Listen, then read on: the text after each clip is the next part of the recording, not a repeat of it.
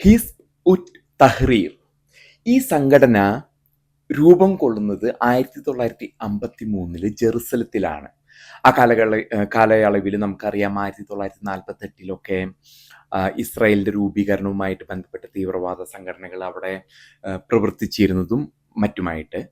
പക്ഷെ ഇന്ന് നമ്മൾ ചർച്ച ചെയ്യുന്നത് ഹിസ്ബ് ഉറ്റ് തഹ്രീർ എന്ന ഈ സംഘടന ബംഗ്ലാദേശിൽ അതിൻ്റെ പ്രവർത്തനങ്ങൾ വ്യാപിച്ചുകൊണ്ടിരിക്കുകയാണ്.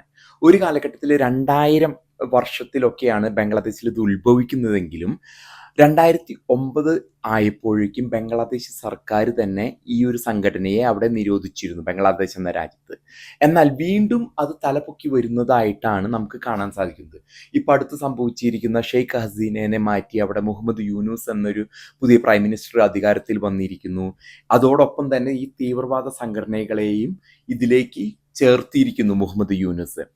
പ്രധാനമായിട്ടും നസീബ് ഖാനി എന്ന നേതാവിനെ, ഇദ്ദേഹം ഒരു ഹിസ്ബ് ഉറ്റ് തഹ്രീറിന്റെ ഒരു നേതാവായിരുന്നു.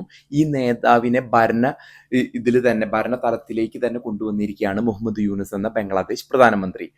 ഇതുമായിട്ട് ബന്ധപ്പെട്ട് എത്രമാത്രം തീവ്രമാണ് ഈ ഒരു പ്രശ്നം, ഈ ഒരു സംഘടന ഇന്ത്യക്കും മറ്റു പ്രദേശങ്ങൾക്കും നൽകുന്നത്? അതിനു വേണ്ടിയിട്ട് നമുക്ക് എന്താണ് ഇവരുടെ അജണ്ട എന്ന് മനസ്സിലാക്കണം. ഇവർ വിശ്വസിക്കുന്നത് ഒരു കാലിഫേറ്റ്, അതായത് ഒരു ഇസ്ലാമിക ഭരണകൂടം ലോകം മൊത്തം ഉണ്ടാക്കി കൊണ്ടുവരണം എന്നൊരു ചിന്താഗതിയാണ്. ഈ ചിന്താഗതി തന്നെയായിരുന്നു ഐസിസിന്റെ. അപ്പോൾ നമുക്ക് മനസ്സിലാക്കണം എത്ര തീവ്രമാണ് ഇവരുടെ ആശയങ്ങളും ചിന്താഗതികളും എന്നും നമുക്ക് മനസ്സിലാവും. അതുപോലെ ഒരു കാലിഫേറ്റ്, അവരെ തന്നെ വിശേഷിപ്പിക്കുന്നത് നോൺ വയലന്റ്, അവർക്ക് അക്രമ വാസനയില്ല, അവർ നോൺ വയലന്റ് മൂവ്മെന്റ് ഒക്കെ ആയിട്ടാണ് ഇപ്പൊ പറയുന്നതെങ്കിലും ഇപ്പൊ കേന്ദ്രീകരിച്ചിരിക്കുന്നത് എങ്ങനെ ഷരിയ ലോ ബംഗ്ലാദേശിലും അതിന്റെ ചുറ്റുഭാഗത്തും നടപ്പാക്കാം. അതിന്റെ ചുറ്റുഭാഗം ബംഗ്ലാദേശ് എന്ന രാജ്യം ഇന്ത്യയുടെ നോർത്ത് ഈസ്റ്റേൺ, വടക്ക് കിഴക്കൻ രാജ്യങ്ങളിൽ ചുറ്റിപ്പറ്റി കിടക്കുന്ന ഒരു സംസ്ഥാനത്തിന് തുല്യമായിട്ടുള്ള പ്രദേശമായിരുന്നു. മുൻകാലങ്ങളിൽ ഈസ്റ്റേൺ പാകിസ്ഥാൻ എന്ന് അതിനെ വിളിക്കപ്പെട്ടിരുന്നു. അപ്പോൾ എത്രമാത്രം ഉത്കണ്ഠയാണ് ഇന്ത്യക്ക് ഈ ഒരു പ്രസ്ഥാനവും ബംഗ്ലാദേശും ഇന്ന് നൽകുന്നത്. ഇത്ര നാളും ഈസ്റ്റേൺ പാകിസ്ഥാൻ 1971 ഇന്ദിരാഗാന്ധി ഇതിനെ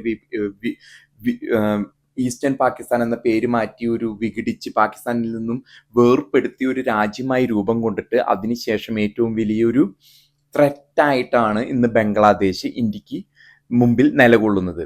ഇതുപോലെയുള്ള സംഘടനകൾ മുമ്പ് ജമാഅത്ത് ഇസ്ലാമി പോലെയുള്ള സംഘടന, എന്നാൽ ജമാഅത്ത് റൂറൽ ഏരിയാസ്, അത് ഗ്രാമങ്ങളിലാണ് പ്രവർത്തിച്ചിരിക്കുന്നത്. ബംഗ്ലാദേശിന്റെ ഗ്രാമങ്ങളിലായിരുന്നു ജമാഅത്ത് ഇസ്ലാമി പ്രവർത്തിച്ചിരുന്നത്. അതും തീവ്ര നിലപാടുകളുള്ളതാണ്. ഇപ്പോൾ ഈ വിഷയം കൂടുതലായിട്ട് നമ്മളെ ചിന്തിപ്പിക്കുന്നത്, ഈ കഴിഞ്ഞ ദിവസങ്ങളിൽ NIA 2 ഹിസ്ബ് ഉത്ത് തഹ്രീർ പ്രവർത്തകരെ തമിഴ്നാട്ടിൽ നിന്നും പിടിച്ചിരിക്കുന്നു. നമുക്കറിയാം വളരെയധികം നമ്മുടെ നാട്ടിൽ പോലും ബംഗാളികൾ വരുന്നൊരു സാഹചര്യം നിലനിൽക്കുന്നുണ്ട്. അതിൽ ഭൂരിഭാഗവും ബംഗ്ലാദേശിൽ നിന്നും അതിർത്തി കടന്ന് ബംഗാളിലെത്തി ബംഗാളി എന്ന് അറിയപ്പെട്ടാണ് നമ്മുടെ നാട്ടിലൊക്കെ ജോലിക്ക് വരുന്നത്. അപ്പൊ ഇവരുടെ ഇടയിൽ മിക്സ് ആയിട്ട് ഇങ്ങനെയുള്ള തീവ്രവാദ സ്വഭാവമുള്ള വ്യക്തികൾ കടന്നുകൂടുമ്പോൾ അത് എത്രമാത്രം നമ്മുടെ പൊതുസമൂഹത്തിലും എത്ര തീവ്രവാദം ഇതിൽ ഉണ്ടാക്കുമെന്നുള്ളത് നമ്മൾ ചിന്തിക്കേണ്ടിയിരിക്കുന്നു. തന്നെയുമല്ല, അവരുടെ ലക്ഷ്യം എന്ന് പറയുന്നത് എല്ലാ ജനാധിപത്യ മതേതര രാജ്യങ്ങളെയും തട്ടിമറിച്ച് ഷരിയ ലോ നടപ്പിലാക്കലാണ് ഹിസ്ബ് ഉത്ത് തഹ്രീറിന്റെ ലക്ഷ്യം എന്ന് പറയുന്നത്. ഇന്ത്യ ഈ അടുത്ത കാലത്തായിട്ട് ബംഗ്ലാദേശുമായിട്ടുള്ള ബന്ധം വളരെ വഷളായിരിക്കുന്നു. ഷെയ്ഖ് ഹസീനയ്ക്ക് അഭയം കൊടുത്തിരിക്കുന്നു. എന്നാൽ മുഹമ്മദ് യൂനിസ് അവിടെ ഇന്ത്യയുടെ വിദേശകാര്യ സെക്രട്ടറിമാരും ഉദ്യോഗസ്ഥരും പോയി ചർച്ച നടത്തിയിട്ടും ബംഗ്ലാദേശ് ഇന്ത്യയുമായിട്ടൊരു നല്ല ബന്ധത്തിന് ആഗ്രഹമില്ല.